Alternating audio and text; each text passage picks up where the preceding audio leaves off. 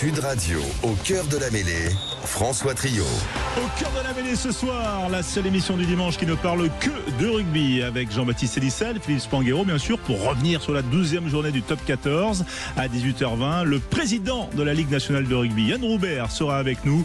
18h45, Morgane Bourgeois, la meilleure joueuse française de l'année, sera également en direct et sera notre invité. 18h45, on se projettera également sur le match du soir, Bordeaux-Bègles-Toulon. Vous êtes bien sûr les bienvenus au 0826 300 300. C'est parti pour une heure complètement rugby sur Sud Radio, la radio du rugby. Sud Radio, au cœur de la mêlée. Bonsoir à tous, bonsoir Jean-Baptiste Elissal, bonsoir Philippe Spanghero et bonsoir Quentin Cabanis. Bonsoir. Bonsoir messieurs. Oui, tout le monde est là bien sûr pour cette dernière émission de l'année 2025 au cœur de la mêlée, puisque la semaine prochaine nous serons dans une configuration de direct de match avec le fameux Boxing Day. Voilà, on va récapituler peut-être avec Quentin un peu les résultats, parce que ce soir il y a un dernier match pour clôturer la 12e journée, l'avant-dernière des matchs allés, mais il y a des résultats à se rappeler si jamais on est en voiture, qu'on est un petit peu perturbé par les emplettes pour Noël. Voilà, il faut se rafraîchir la mémoire. On a pu passer à côté de la journée de top 14 qui a eu lieu hier.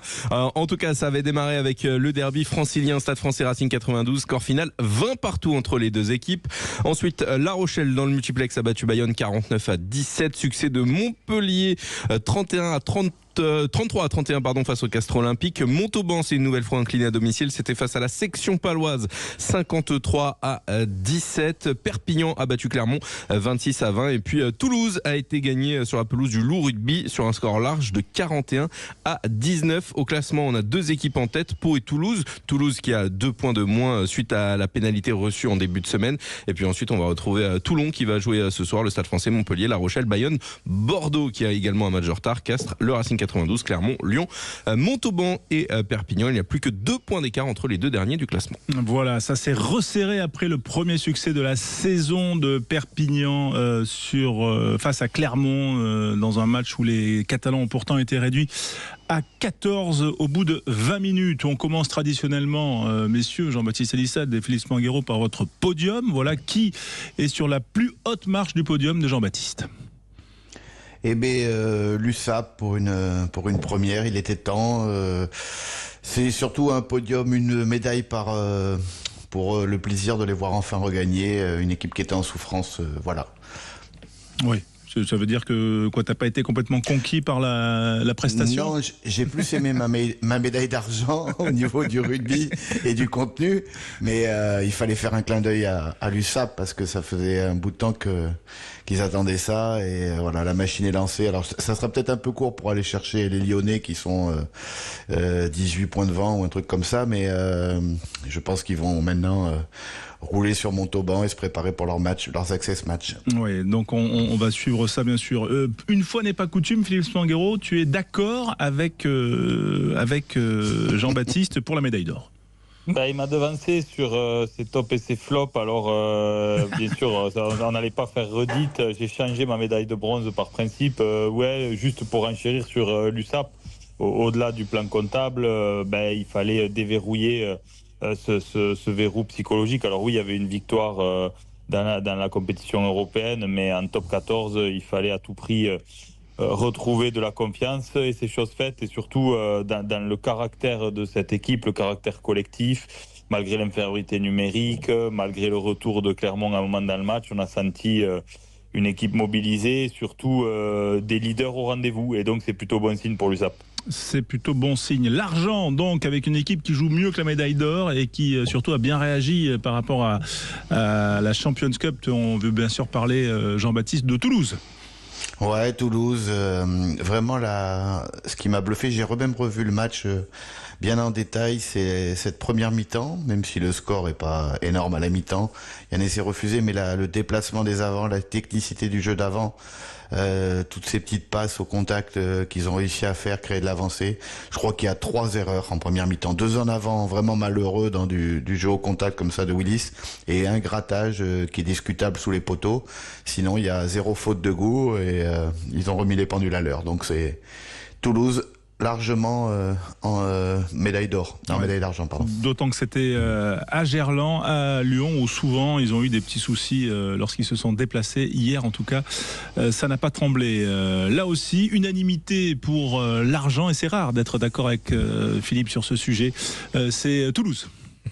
Oui, bien sûr, Toulouse, on attendait beaucoup de ce déplacement du Stade Toulousain. Après les affaires, après une actu un peu agitée, après ce scénario la semaine dernière en Champions Cup, il fallait voir comment le Stade allait réagir. Et puis en plus, le scénario, là, une nouvelle fois, a mis Toulouse un peu face à ses démons. On y reviendra peut-être tout à l'heure, des derniers matchs et de la gestion des deuxièmes périodes en Top 14 et en Champions Cup.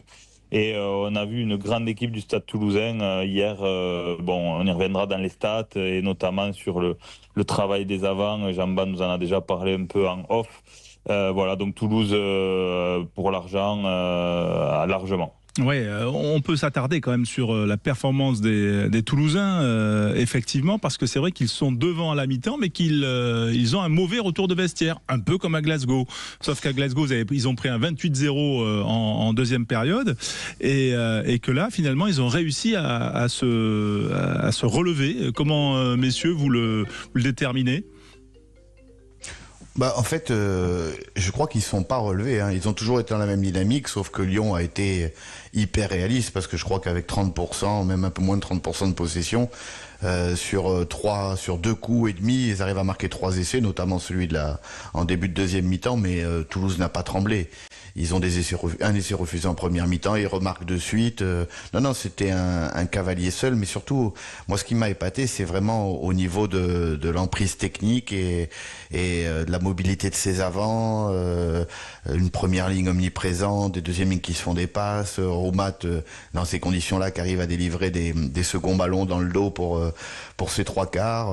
Vraiment, j'ai trouvé un match très complet, très propre techniquement pendant au moins 50 minutes, jusqu'à temps qu'Antoine rentre. Oui, parce qu'ils prennent 2 essais, 46e Mukuro et ensuite Vainicolo. Mais Philippe, toi, tu penses que c'est l'entrée de Dupont qui a changé ça, ou voilà, c'était ou une usure de ceux qui avaient démarré le match, tout simplement? Non, mais alors Dupont, bien sûr, fait une rentrée, pèse sur ce match. On le voit avec cette passe délivrée là au pied au moment où le Loup est encore dans le match. Mais le coaching toulousain, là, cette fois-ci, a vraiment apporté une valeur ajoutée, contrairement à ce qui s'est passé la semaine dernière. Et voilà, de façon générale, c'est vrai que ce scénario de match que je disais tout à l'heure, où Toulouse est chahuté, il y a une très bonne entame de deuxième période des Lyonnais qui reviennent au score. D'ailleurs, on y reviendra, mais j'ai trouvé le discours de Karim Ghezal assez dur, parce que même si le score est quand même lourd pour le Loup, on a vu une équipe quand même accrocheuse qui est revenue plusieurs fois dans le match. Et là, Toulouse aurait pu douter, parce que il y a eu plusieurs scénarios qui se sont reproduits comme ça cette saison, à Bayonne notamment. J'ai ce match de Bayonne en tête, à Pau, et puis la semaine dernière à Glasgow. Et donc là, ils ont su remettre la marche avant et finir très fort, ce qu'ils avaient pas bien su faire plusieurs fois cette saison, parce que je crois qu'à la 72e, il y avait encore le Loup était à portée de fusil, et là il y a Toulouse qui a déroulé sur les 5 dernières minutes. Voilà, il y avait 17-7 à la mi-temps, 41-19 au final, mais c'est vrai qu'il faut attendre quand même et notamment cet essai de Paul Coste initié par ce jeu au pied absolument merveilleux, et ce jeune ailier dont j'ai pas toujours le nom. Poulzeg. Et voilà, c'est bien pour ça que je l'avais pas bien. Mais en tout cas, qui a fait un redoutable match. On peut penser, Jean-Baptiste, qu'on le reverra, non, ce jeune ailier là, après cette performance hier à Lyon? On va en revoir beaucoup, et puis c'est un bon trait d'union pour la médaille de bronze, tu vois, que tu me tends là. Bien sûr, tout ça c'est répété. Mais ces jeunes joueurs qui arrivent par parcimonie, toujours au milieu des meilleurs. Toulouse sait faire et sincèrement, dans des équipes comme ça qui avancent et qui sont mis dans les meilleures conditions, donc c'est vraiment des très bons choix. Et alors on peut dire lui, Gourgue, le petit arrière Romu, il y en a, et je crois qu'il y en a d'autres à venir. J'ai vu un numéro 8 en espoir là, pas mal, on va en parler, un Australien dans pas longtemps. Bon, en tout cas, toi, c'est ta médaille de bronze. Vous voulez parler aussi de la jeunesse rochelaise qui s'est illustrée face à Bayonne. La Rochelle qui un peu dans la bipolarité, c'est-à-dire on voit beaucoup de jeunes la semaine dernière en Afrique du Sud, prend 45 points, même s'ils se sont accrochés, mais trop de jeunes d'un coup, c'est pas très bon non plus. Et là, qui en mettant Jurde, par parcimonie, quelques Bollingiers, etc. Et ben ça arrive au milieu des meilleurs. Et ben tout le monde n'en sort que grandi. Donc voilà, c'était La Rochelle. Alors pour son match, bien évidemment, et aussi pour ce management de mettre quelques jeunes par-ci par-là de temps en temps, c'est plutôt positif pour eux. Avant de passer au bronze de Philippe, qui est différent cette fois-ci, vous avez divergé. Quand est-ce qu'on verra le jeune Elissald passer d'espoir au cran supérieur, puisqu'il est là aussi, ton fiston? Il a le temps. Il a encore à peu près 1 an et demi devant lui. Hein. Après, ça va être. Non, il a été dans le dur à Brive ce week-end. Hein. Ça a cogné dur. Ils ont pris 3 cartons rouges, nos petits Rochelais. Il y a eu des petites bagarres. Et voilà, ils se sont inclinés sur la fin. Bon, ils se qualifient. On verra la suite. Et il a recroisé celui qui lui avait mis un petit bouchon dans les côtes à l'aller. Exactement, et c'est encore de la bagarre et encore tombé sur lui, parce que c'est en se faisant plaquer et transporter en touche contre les balustrades que ses copains ont voulu le défendre. Et voilà. Cette fois, ils ont réagi. Cette fois, il y a eu une belle réaction collective, mais trop. 3 cartons rouges, c'est trop. Ouais, voilà, petite parenthèse des espoirs de La Rochelle, et on repasse au bronze, le podium de Philippe Spanghero pour le conclure. Alors pour moi, c'est le MHR. Le MHR parce que ils ont fait un match sérieux. Alors c'était un match à domicile. Finalement, c'est pas un exploit que de s'être imposé, mais par contre dans le scénario du match, ils ont maîtrisé un bout de cette rencontre et puis petit à petit, ils ont laissé Castres reprendre le score en fin de match. On sait que les 10 dernières minutes, quand on perd le score, c'est toujours délicat, surtout que dans la dynamique, on sentait Castres plus fort. Et puis finalement, ils ont su revenir pour arracher ce match. Ils ont très bien fini. Ils ont fait un effort en conquête pour aller chercher une pénalité qui leur offre la victoire. Et puis surtout, voilà, ils sont au rendez-vous de leurs attentes. Je le disais, ils ont affiché des ambitions. L'année dernière, c'était une année de transition. Cette année, Johan Codulot a vraiment pris la main sur son groupe. Et donc, ils ont intégré ce top 6 avec cette victoire d'hier. Et c'était l'ambition affichée en début de saison. Voilà, 33-31 contre Castres, mais ils se sont fait peur, effectivement, jusqu'à cette pénalité qui a inversé la tendance à 2 minutes ou 3 minutes de la fin de Léo Ocoli. Le flop du week-end, Jean-Baptiste, pour toi, il y avait 2 solutions. Soit c'était Clermont, soit c'était Bayonne. Ouais, mais j'ai choisi Bayonne parce que Bayonne a économisé énormément d'énergie en Coupe d'Europe, a fait tourner, comme nous l'avait dit Grégory Pata. Même si on lâche pas la compétition, on met quand même 4 ou 5 espoirs sur le terrain. Donc on s'économise, et puis on arrive à La Rochelle, et ben en mode économie d'énergie, et on en prend 50. Donc voilà, j'ai pas trouvé des Bayonnais prêts à combattre et prêts à aller faire un match de top 14. Ils se sont vite fait décrocher, et puis il n'y a pas eu encéphalogramme plat du côté de Bayonne. Tu veux dire qu'ils savent pas se servir de l'énergie des éoliennes, en fait, voilà, il manquait peut-être de gaz. En tout cas, ils ont pris 49-17. Philippe, toi, ton flop ce week-end? Mon flop, c'est plutôt Clermont, parce que c'est vrai que là, ils ont alterné le bon et le moins bon depuis le début de la saison, mais ces dernières semaines, malheureusement, c'est plutôt le moins bon qui prend le pas. Et puis, au-delà de ça, on a senti un peu le désarroi là, de Christophe Furios dans ses mots d'après-match hier. On sent qu'il a du mal à trouver les solutions, les ressorts pour remobiliser son collectif. Voilà, l'année dernière, cette équipe, elle est venue mourir en barrage. On pensait vraiment qu'il y avait quelque chose qui s'était installé, une stabilité dans l'équipe. Christophe Furios re-signé avec une vision sur son groupe, sur une nouvelle durée un peu longue. Et on attendait autre chose, sincèrement, de cette équipe de Clermont pour l'instant. Alors, on n'est même pas à mi-parcours, hein, ce sera dans quelques semaines seulement, mais en tous les cas, on est quand même déçus de ce que nous propose l'ASM. Et hier, alors l'USAP avait besoin de réagir et avait absolument besoin de points, mais malgré tout, le scénario, ce carton rouge, il joue 60 minutes en supériorité numérique, on n'a pas senti cette révolte qu'on pouvait attendre. Surtout une semaine après, quand même, une prestation assez pâle en Coupe d'Europe à domicile face à Sale. Et c'est vrai que depuis le retour de la trêve de novembre, là, la trêve internationale, entre guillemets, Clermont a du mal. Merci messieurs pour ce podium. On va bien sûr continuer à dérouler l'actualité du top 14 avec le président de la LNR, Yann Roubert, qui va nous rejoindre dans un instant sur Sud Radio, la radio du rugby. À tout de suite. Radio au cœur de la mêlée, François Trio. Au cœur de la mêlée, l'émission rugby du dimanche, 1h avec Jean-Baptiste Elissal, Philippe Spanghero et vous au 0826 300 300. Et nos invités, on est ravis d'accueillir ce soir sur l'antenne de Sud Radio Yann Roubert, le président de la Ligue nationale de rugby, la Ligue des clubs professionnels. Bonsoir président. Bonsoir messieurs. Merci d'être avec nous un dimanche soir à quelques jours de Noël, un peu comme les joueurs. Voilà, président, vous êtes sur le pont. La semaine en plus a été studieuse avec l'Assemblée générale à Aix-en-Provence. On va y revenir.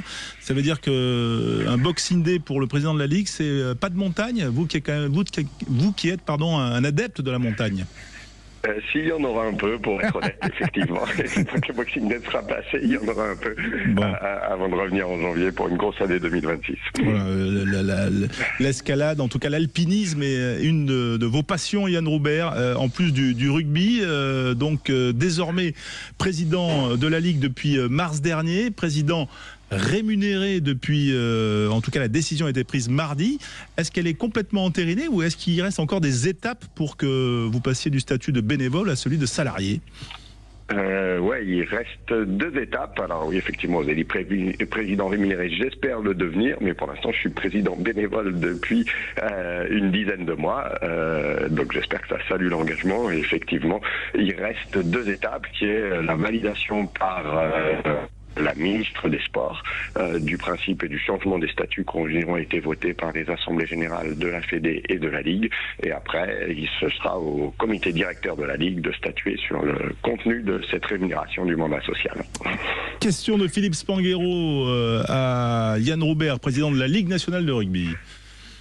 Oui, bonsoir Yann. Alors, il y a eu une réunion importante là cette semaine, et dans les grands enjeux, il y a bien sûr le débat d'actualité sur le salary cap. Et vendredi, on en a parlé parce que on a débattu d'une étude intéressante de Nexia qui explique à quel point, en fait, finalement, dans les chiffres, quand on regarde ça un peu dans la durée, sur une durée longue, les écarts de budget impactent finalement la performance sportive. Est-ce que c'est ça l'enjeu principal aujourd'hui de cette discussion autour du salary cap? Et on en découle aussi les crédits internationaux. Peut-être qu'on reviendra sur ce sujet particulier tout à l'heure. Donc première question, est-ce que voilà l'objectif de la Ligue autour de ces discussions du salary cap, c'est de toujours préserver le produit en s'appuyant justement sur cette étude qui est quand même assez explicite? Bien sûr, il a 2 buts principaux, ce salary cap, et tu as raison, il faut le voir globalement, donc avec l'ensemble des mesures, pas seulement le plafond principal, mais aussi les crédits internationaux, les contrôles et tout ce qui va autour. Et effectivement, ces 2 enjeux principaux, c'est l'équité sportive, que tout le monde joue avec les mêmes règles et que notre championnat reste compétitif.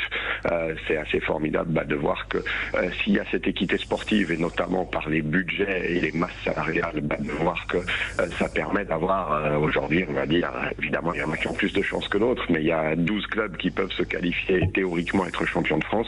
C'est absolument essentiel que justement cette incertitude sportive elle soit préservée. Mais puis le deuxième, c'est la durabilité des modèles, parce que notre rugby professionnel fait vivre à peu près 2000 joueurs professionnels, mais aussi 4000 emplois. Et ça, c'est justement le salary cap évite qu'il y ait une course à l'échalote qui se fasse avec des moyens que les clubs n'ont pas. Il ne faut pas oublier que si la dynamique du rugby est bonne, il y a beaucoup de clubs qui sont dans la difficulté. Donc le fait de limiter ces masses salariales, ça limite aussi les déficits et ça permet de rendre notre rugby plus durable. Jean-Baptiste Elissal avec Yann Roubert, président de la Ligue. Bonjour président, moi la question que je voulais poser, c'est si vous allez vous pencher sur le sujet d'une équipe comme par exemple Montauban qui monte à la dernière journée du dernier mois de juin, qui a des difficultés donc forcément dans le recrutement et qui récupère ce qu'elle peut sur le marché. Je sais qu'il y a déjà une aide au niveau des GIFs sur le terrain, mais est-ce qu'on peut pas trouver un autre système pour essayer que cette équipe, malheureusement de Pro D2 qui se qualifie à la fin là, ait un peu plus de chances d'exister l'année suivante? Ouais, alors c'est pas évident, effectivement. Il y a deux choses pour aider. Effectivement, une adaptation sur les GIF où les contraintes sont un peu moindres sur les clubs promus. Une aide budgétaire aussi à la montée, à la descente dans l'autre sens aussi, parce que c'est évidemment une catastrophe pour un club qui descend. Donc ça fait deux aides là-dessus. Est-ce que ça suffit? Pas forcément, et ça on peut en demander, parce que ça reste évidemment un challenge incroyable de changer de division et de monter d'une division. Du coup, le débat sur le format de la Pro D2 et notamment la passerelle entre Pro D2 et Top 14 revient régulièrement. Je ne sais pas s'il y a une formule idéale. C'est évidemment frustrant pour celui qui a fini premier dans la saison, mais en rugby, c'est vrai que d'une manière générale, le champion, c'est pas forcément celui qui termine premier, c'est celui qui gagne la finale. Donc c'est vrai que c'est difficile, mais ça permet aussi d'écrire des histoires merveilleuses. Celle de Montauban l'année dernière a été, même si c'est plus difficile cette année, mais notons quand même que ils sont pas derniers, donc il y aura, on l'espère, du suspense pendant longtemps et à tous les niveaux dans nos deux championnats. Ouais, c'est effectivement, ça prête à sujet et à débat. Et ce qui prête aussi à sujet à débat, c'est la sanction contre le Stade Toulousain. Est-ce que vous pourriez l'expliquer, on va dire, pour le grand public qui nous écoute, parce que on n'a pas bien compris. En mars dernier, on voit qu'il y a eu un accord, on va dire, sur le plan financier, parce qu'il y a eu un débordement du salary cap finalement dans cette histoire, dans l'affaire Jaminet, ou en tout cas un petit problème. Puis derrière, quelques mois plus tard, arrive une sanction de points. Pourquoi cette double sanction pour les supporters, pour que les supporters du Stade Toulousain qui nous écoutent puissent peut-être mieux le comprendre? Ouais, important de comprendre que c'est deux sujets différents. Il y a eu effectivement un dépassement du salary cap, donc je rentre pas dans le fond de l'histoire parce que j'ai évidemment pas à commenter. En rugby français comme en droit français d'ailleurs, il y a l'indépendance de la justice. Donc le conseil de discipline, il est indépendant. Par contre, pour expliquer ce qui s'est passé, il y a eu effectivement un dépassement de salary cap qui a donné lieu à une médiation qui a abouti, qui a purgé le sujet du dépassement du salary cap, qui a effectivement été cet accord qui a été trouvé sur le versement qui a été fait par le Stade Toulousain. Et puis après, il y a l'A2R qui est arrivée. L'A2R, elle a pour objet non pas de contrôler le salary cap, mais de contrôler la sincérité des comptes, la conformité des comptes et la bonne santé des clubs. Et donc c'est cette A2R qui a saisi le conseil de discipline, qui a jugé pour Toulouse, comme pour Béziers, comme pour Biarritz et comme pour Dax d'ailleurs, qu'il y avait eu des choses qui n'étaient pas conformes et qui du coup méritaient cette sanction de 2 points. Attention de bien dissocier, c'est différent c'est pas 2 points qui correspondent à un dépassement du salary cap. Vous savez peut-être qu'on a voté en juillet dernier à notre assemblée générale un durcissement des sanctions pour le salary cap, pour qu'il y ait des sanctions en points au-delà des sanctions financières. Ça n'a rien à voir parce qu'évidemment ce sujet qui avait concerné le Stade Toulousain, il était passé avant ce changement de loi, donc ça n'est pas pour dépassement du salary cap que le Stade Toulousain a été sanctionné, mais bien par l'A2R pour les irrégularités qu'il y avait pu avoir dans les comptes. Comme pour les autres clubs. Philippe Spanghero, peut-être sur ce sujet en rebond au propos de Yann Roubert. Non, sur ce sujet, je crois que Yann Roubert a tout dit, mais en rebond et pour parler d'un sujet qui rejoint le salary cap et le Stade Toulousain et qui risque de revenir sur la table ces prochaines semaines pour entendre la vision de l'organisation de la Ligue nationale de rugby. Même si les décisions ne sont pas entérinées, il est question de revoir un peu le crédit internationaux, parce que dans les faits, beaucoup de présidents disent que cette règle, finalement, elle donne en moyenne chaque saison, bon an mal an, un peu plus d'1 million d'euros au Stade Toulousain de plus que les autres, et que justement, indirectement, ça fausse un peu le salary cap et l'équité sportive, et il y a des discussions autour de ça. Et les pro-Stade Toulousain disent que comme le Stade Toulousain est le seul concerné, ça revient à créer une règle anti-Stade Toulousain. Alors j'aimerais juste que Yann Roubert explique d'abord quelle est la philosophie de ces discussions-là, parce qu'elles ne sont pas entérinées encore, et expliquer en quoi c'est pas une règle anti-Stade Toulousain, parce que la Ligue, je ne crois pas, a vocation à pénaliser un club. Évidemment. Donc la philosophie, pour répondre à la première morceau de la question, c'est évidemment de préserver l'équité sportive et du coup l'intérêt de nos championnats. Je reviens à l'intérêt du salary cap. Et effectivement, le salary cap, c'est pas seulement un montant, c'est aussi des accompagnements et notamment des crédits internationaux. C'est-à-dire qu'à l'heure actuelle, pour chaque international membre de la liste premium, le club bénéficie d'un crédit salary cap de 180 000 euros. La question qu'on se pose, c'est est-ce qu'il faut revoir ces crédits internationaux, peut-être de manière dégressive, pour qu'effectivement il y ait un montant de complément de salary cap qui soit dégressif en fonction des crédits internationaux. C'est évidemment pour l'équité sportive et en aucun cas contre un club et surtout pas contre le Stade Toulousain qui est évidemment la locomotive du rugby français, qui est un formidable triple champion de France et qui est le club le plus titré de France, pas plus que le dernier changement de règle était contre l'ASM qui à l'époque était le club le plus fournisseur d'internationaux. C'est évidemment pour le championnat et en aucun cas contre qui que ce soit. Donc effectivement, je peux pas vous donner le résultat des discussions parce qu'elles seront votées au prochain comité directeur qui a lieu le 4 février. Mais effectivement, on discute du plafond global et des règles d'accompagnement dont ces crédits internationaux. Voilà, ça fait partie des sujets qui agitent le landerneau des clubs professionnels. On va y revenir dans un instant. Yann Roubert, est-ce qu'on peut vous garder encore quelques minutes? On a une petite pause à faire et on revient pour encore discuter avec vous de cet avenir du rugby, notamment pour la saison 2026. À tout de suite sur Sud Radio.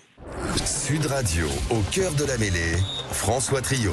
Au cœur de la mêlée, la seule émission 100% rugby du dimanche, avec tous les amateurs bien sûr, au 0826 300 300, nos consultants, Jean-Baptiste Elissalde et Philippe Spanghero, et toute l'équipe Sud Radio, ravi d'accueillir Yann Roubert, président de la Ligue nationale de rugby. Nous étions sur la réforme du salary cap, sur les crédits internationaux, et Philippe Spanghero, je crois, Philippe, que tu as une question supplémentaire à poser au président qui est resté avec nous. Ouais, une dernière question, Président, concernant un peu le monde du rugby dans son ensemble. On en parle souvent à l'antenne, nous, de l'état du rugby dans le monde. On a vu que les Gallois réfléchissaient à se séparer d'une province et pour focaliser les montants et les moyens attribués à 3 provinces seulement. On a vu la difficulté du rugby anglais qui se refait quand même une santé récemment, mais qui reste fragile. Ma question, c'est de savoir si dans les réflexions qui amènent à des décisions qui sont prises de votre côté, notamment pour le crédit salary cap, les grandes discussions qui régissent le rugby français, vous regardez quand même ce qui se passe ailleurs dans le monde pour voir comment le rugby français se positionne, ou c'est des décisions qui sont prises assez exclusivement en interne?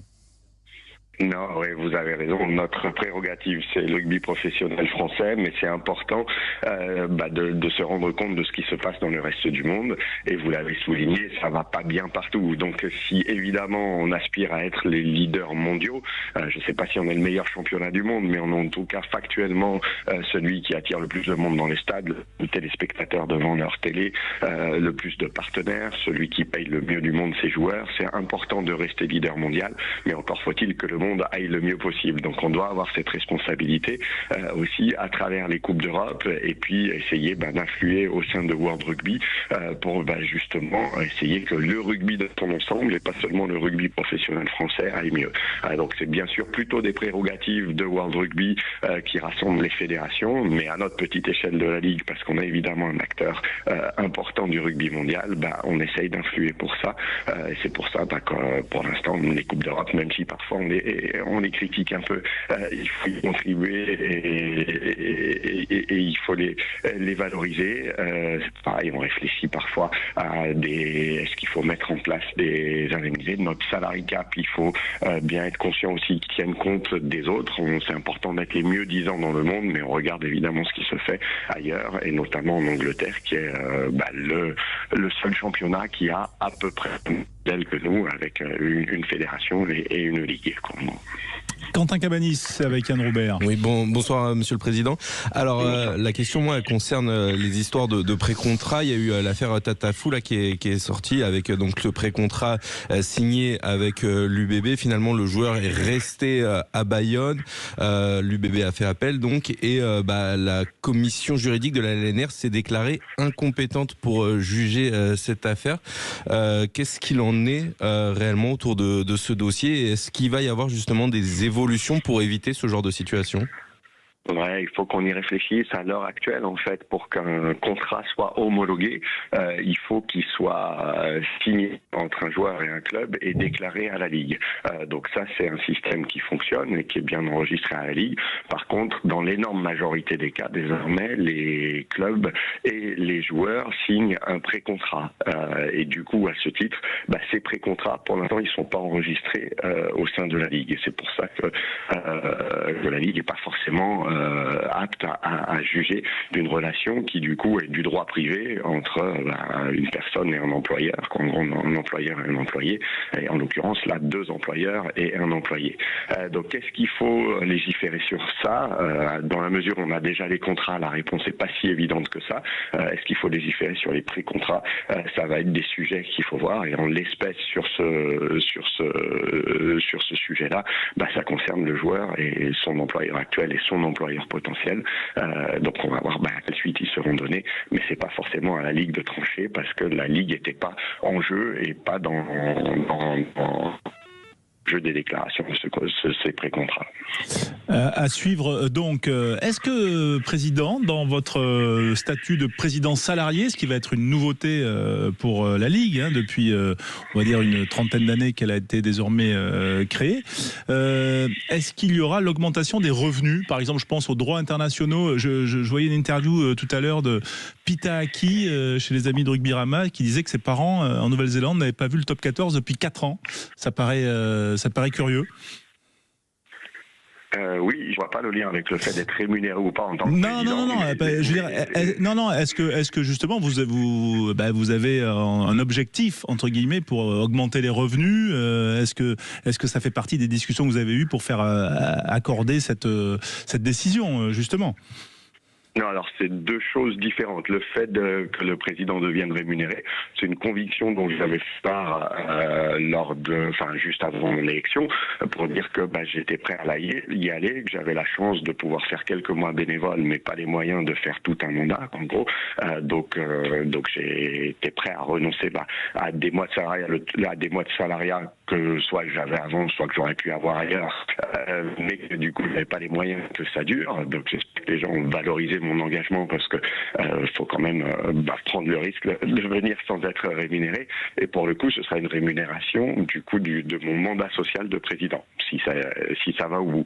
Par contre, évidemment que dans les objectifs de la Ligue, indépendamment du fait que le président soit rémunéré ou pas, il y a bien sûr le fait de continuer à essayer d'entretenir cette bonne dynamique du rugby français et l'augmentation des revenus. On a pu valider des comptes lors de notre assemblée générale qui ont été records parce que la Ligue a battu des records de revenus, que ce soit en termes de billetterie sur les phases finales, de partenariats et de droits télé. Donc on peut s'en réjouir, mais il faut évidemment continuer à travailler là-dessus. Et alors les droits télé internationaux, c'est un des axes, c'est pas le seul parce que c'est pas évident, et Philippe très justement faisait remarquer que le rugby était pas forcément à la fête partout dans le monde, donc je sais pas si c'est là qu'on a le plus gros levier, mais en tout cas oui, on a engagé un travail avec notre diffuseur Canal+, et avec une agence qui nous représente à l'international pour essayer de faire connaître en tout cas le top 14 le plus possible, que les parents de Pita Aki et tous les passionnés néo-zélandais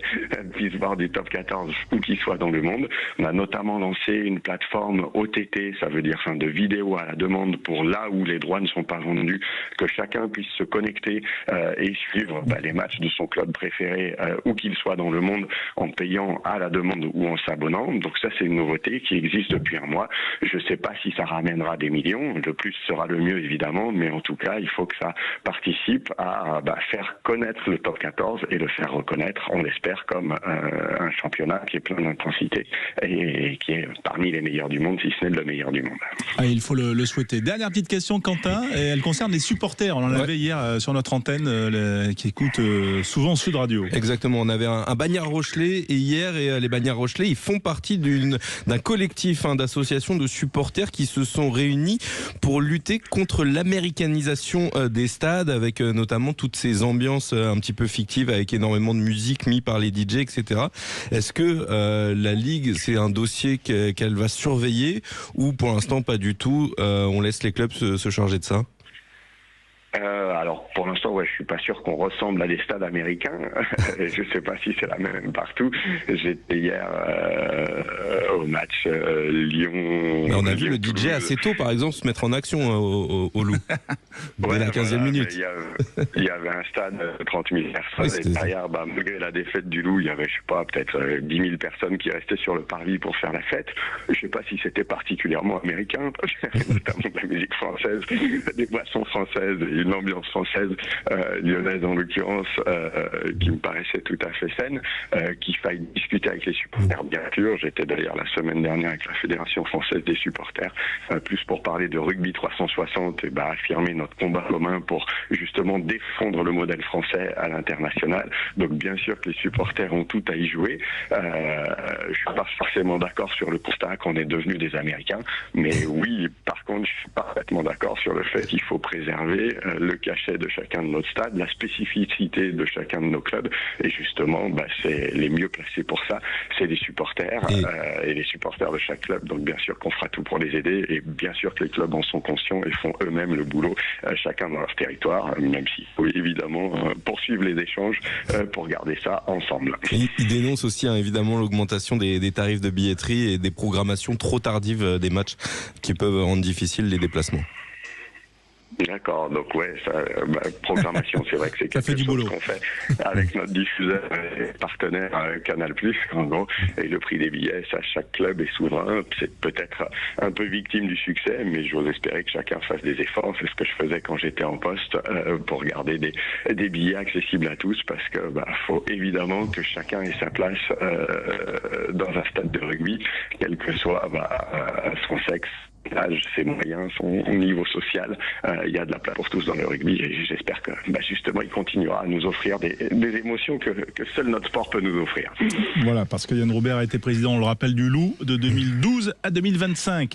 Merci Yann Roubert d'avoir été avec nous en direct sur Sud Radio. De bonnes fêtes bien sûr, et puis le week-end prochain, la fin des matchs allés avec le Boxing Day que l'on suivra sur Sud Radio le samedi et le dimanche. Excellente soirée et à très bientôt sur notre antenne. Et j'en profite pour le Boxing Day, rappeler que ce sera en partenariat avec APF France Handicap, qui fait un travail formidable, justement, qui œuvre pour l'inclusion notamment des personnes en situation de handicap. Ça fait le lien avec ce qu'on disait, que tout le monde a sa place dans un club de rugby, quel que soit son handicap aussi. Donc merci à tous ceux qui soutiendront cela, et très bonne fête à tous. Merci Yann Roubert, à très bientôt sur l'antenne de Sud Radio. Dans un instant, on va parler de rugby féminin, notamment. Morgane Bourgeois sera avec nous, joueuse de l'équipe de France des Lyonnes du Stade Bordelais. Puis on jouera également, on vous fera gagner un cadeau, parce que c'est quand même une période de fête, de Noël qui arrive. Restez avec nous, restez à l'écoute dans Au cœur de la mêlée. À tout de suite. Sud Radio. Sud Radio. Parlons vrai. Parlons vrai. Sud Radio. Parlons vrai.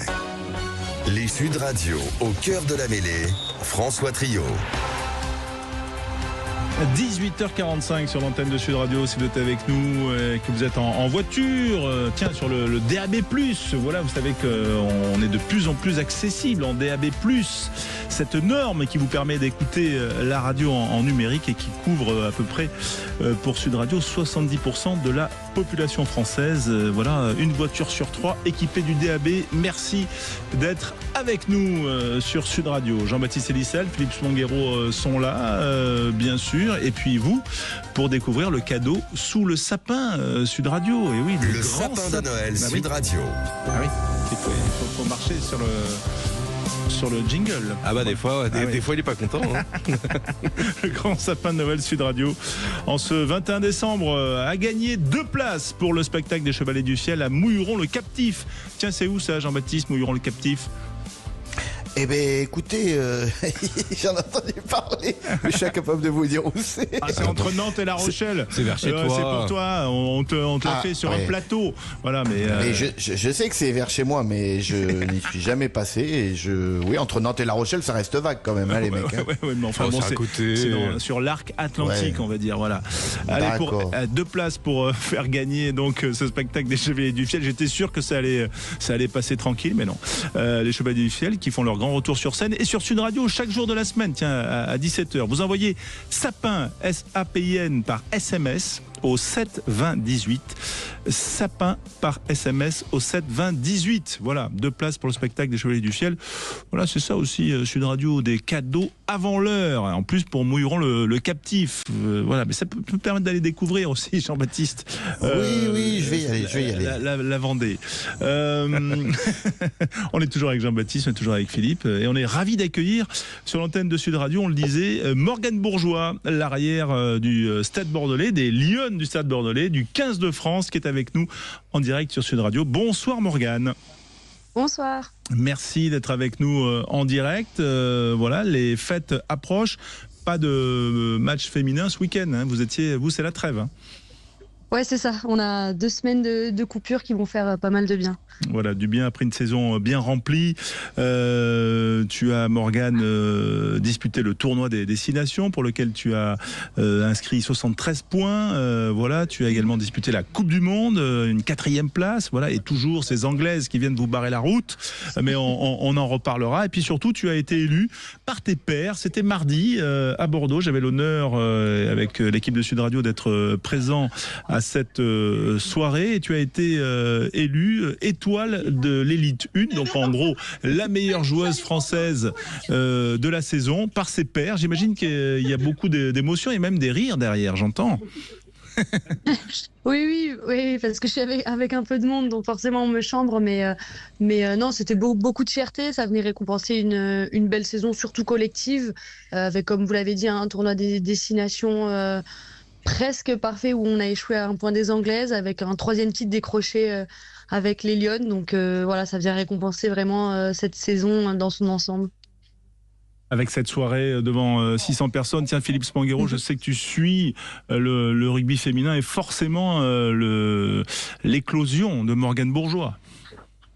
Ouais, bonsoir Morgane, mais d'abord félicitations parce que c'est une belle récompense.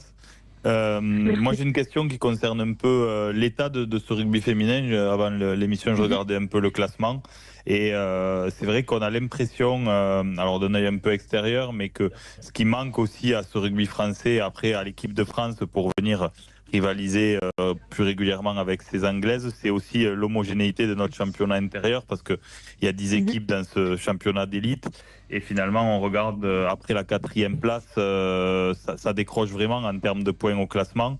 Comment répondre selon toi à ce manque d'homogénéité pour trouver de la densité dans notre championnat qui permette d'être mieux préparé pour les grands rendez-vous en équipe de France? Ouais, vous avez très très bien résumé la situation. C'est un peu, je pense, le principal problème de notre championnat actuellement, qui fait qu'au niveau international, c'est difficile de performer. C'est difficile aussi d'attirer énormément de monde parce que il y a moins de suspense, on va dire, sur les matchs du week-end. On a essayé plusieurs formules. Avant, c'était un top 16 qui a été réduit à un top 8. On a essayé vraiment plein de formules différentes. Et sincèrement, je sais pas ce qui est le mieux. En tout cas, peu à peu, les équipes progressent. Alors oui, il y a toujours énormément d'écart entre la première équipe et la dernière, mais cet écart, mine de rien, il se réduit d'année en année de par la formation des jeunes joueuses. Il faudrait aussi réussir à attirer un petit peu plus de joueuses étrangères, je pense. Je pense notamment au championnat anglais. Voilà, il y a beaucoup d'anglaises toutes les anglaises qui évoluent dedans, mais aussi les irlandaises, les galloises, les écossaises, de plus en plus de néo-zélandaises aussi qui arrivent. Donc je pense que c'est ce qui fait qu'aujourd'hui elles peuvent avoir une vraie compétitivité tous les week-ends et qui les prépare autant, quoi. Voilà, on rappelle quand même que la finale que vous avez gagnée cette année avec les Lyon a été serrée contre les Toulousaines, 32-24, mais ça avait été serré jusqu'au bout. Jean-Baptiste, pour Morgane, arrière et à seulement 22 ans, voilà, qui a été élu, on le rappelle, étoile de l'élite. Champion de France à 22 ans, c'est pas mal quand même comme palmarès. C'est pas mal. Jean-Baptiste Elissalde. Félicitations Morgane pour ce titre et pour les autres. Moi je voulais savoir, donc vous touchez votre plafond de verre entre guillemets face aux Anglaises qui sont quasiment toutes professionnelles. Est-ce que tu penses que ça serait aussi une solution pour vous d'obtenir ce statut à certaines d'entre vous pour pouvoir rivaliser avec? Ouais, bien sûr. Ça rejoint un petit peu la question du championnat qui est peu attractif. En fait, nous, en France, il y a une trentaine de joueuses qui sont professionnelles, qui sont sous contrat fédéraux. Donc, c'est la fédération qui les paye. Et malheureusement, c'est que 30 filles sur je sais pas, 300 qui jouent à haut niveau, quoi. Donc, ces 270 autres filles, elles vont travailler toute la journée et elles ont beaucoup moins de temps pour s'entraîner, donc pour progresser et pour performer le week-end. Et le modèle du championnat anglais, il est très bien fait pour ça, parce que les filles sont complètement professionnelles dans les clubs. Donc, elles s'entraînent dans les meilleures conditions, dans les conditions... Enfin, voilà, elles ont des staffs pleinement consacrés à elles, un petit peu comme les garçons en top 14, quoi. Ça paraît assez banal, mais pour nous, c'est encore assez loin. Donc, le nouveau naming là, de l'Élite 1 a été aussi un grand pas, parce qu'on espère que ça va débloquer pas mal de fonds, de partenaires, et que du coup, ça va nous aider à aller dans ce sens-là. Mais c'est tout le travail, je pense, du moment.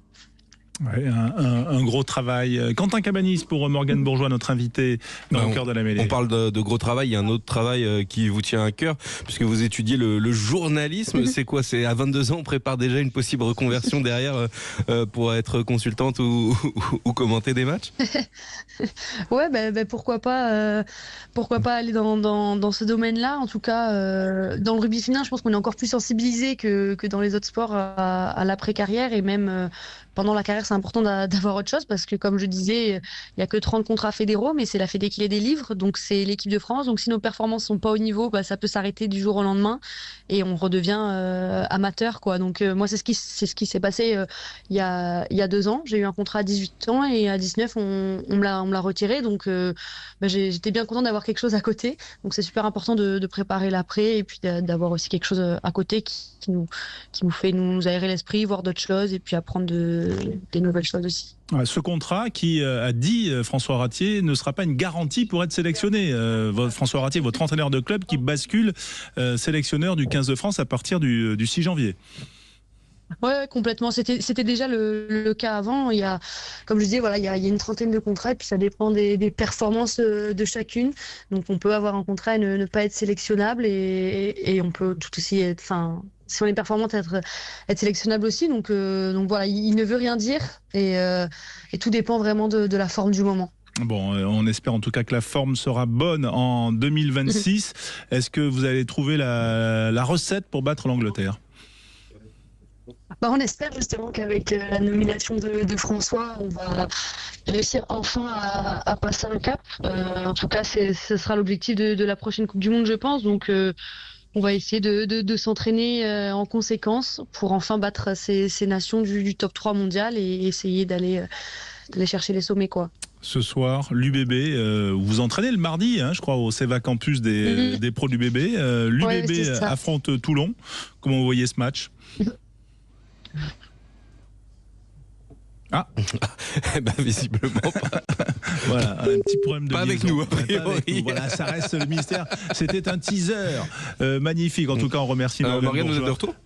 Non, a priori non, mais ça nous permet quand même d'enchaîner. Jean-Baptiste Elissalde, comment toi tu vois ce match? Parce que quand même, les Bordelais sous pression là pour intégrer le top 6 face à une solide équipe toulonnaise. Ouais, mais je vois les Bordelais sur une bonne dynamique. Et je vois les Bordelais l'emporter. Alors, ça dépendra des conditions encore climatiques, mais l'emporter assez largement. Cette fois-ci, je vais faire un vrai pronostic, pas comme hier à la rigolade. J'ai tenté un coup, mais c'était pas marché. Ce soir, il y aura une vingtaine de points d'avance pour Bordeaux. Je les sens mieux. Il y a des retours.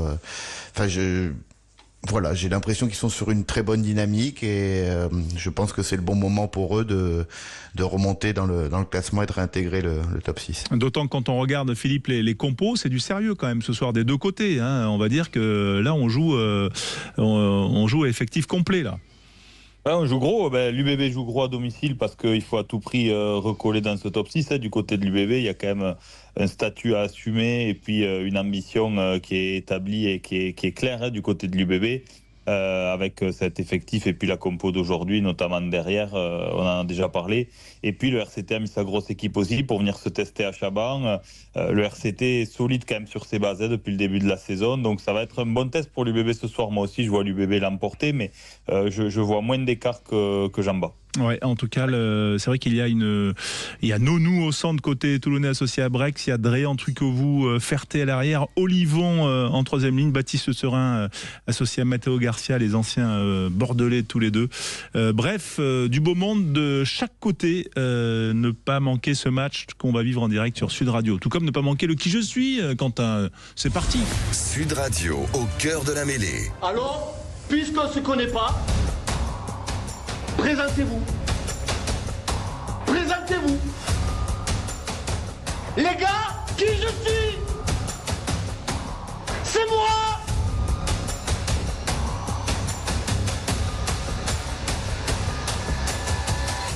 C'est moi. Je suis un monsieur. Ça, c'est se présenter. Alors comme François l'a souligné, ce soir il y a un homme de 43 ans qui va être titulaire du côté du RCT. Et pour vous changer un petit peu dans vos habitudes, on va pas faire des joueurs qui ont joué dans les deux clubs, on va faire des joueurs qui ont joué en club ou en sélection avec Manonou. Alors comme d'habitude, avant de donner la réponse, on donne son prénom.